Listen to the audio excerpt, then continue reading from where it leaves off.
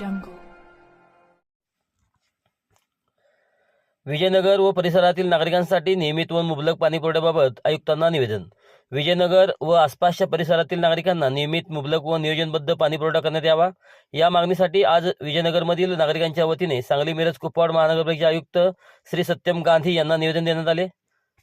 विजयनगर परिसरातील नागरिक हे 100% कर भरणारे सुशिक्षित व जबाबदार नागरिक असून घरपट्टी व पाणीपट्टीच्या माध्यमातून नगरपालिकेला सर्वाधिक महसूल याच भागातून मिळतो, असेच मागील वर्षाच्या अहवालात स्पष्ट नमूद करण्यात आले आहे. असे असतानाही नागरिकांना मूलभूत गरज असलेल्या पाणी पुरवठ्यापासून वंचित राहावे लागत आहे, ही अत्यंत खेदजनक बाब आहे.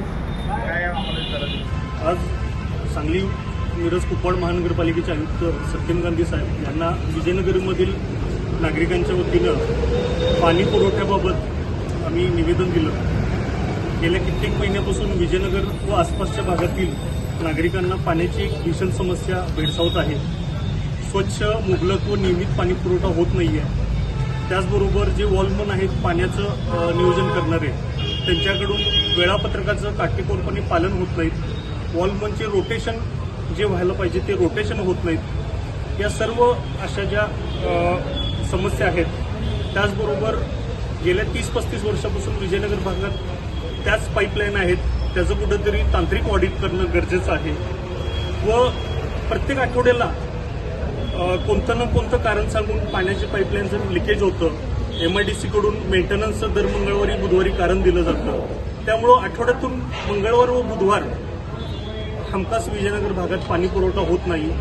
विजयनगर भागात सर्व सुशिक्षित व 100% टॅक्स भरणारी लोक आहेत, सर्व जबाबदार नागरिक आहेत. मात्र तरी देखील विजयनगरमधील पाण्याची समस्या गंभीर आहे. त्याचबरोबर मागील वर्षीच्या अहवालामध्ये विजयनगर भागातून घरपट्टी व पाणीपट्टीचा महसूल सर्वात जास्त महापालिका क्षेत्रातून जमा होतोय. मात्र तरी देखील विजयनगर पाणी असेल, रस्ते असेल किंवा ड्रेनेज अशा मूलभूत सुविधांपासून वंचित आहे. त्यामुळं आम्ही नागरिकांच्या वतीनं आज आयुक्त साहेबांना भेटून निवेदन दिलेलं आहे व त्यांना कार्यवाही पुढील करावी अशी आम्ही विनंती देखील केलेली आहे. व येत्या 15-20 दिवसात कार्यवाही जर झाली नाही तर पुन्हा आम्ही त्यांना स्मरणपत्र देऊन मोठं जन आंदोलन उभा करू, असा इशारा देखील आयुक्तांना आम्ही दिलेला आहे. धन्यवाद.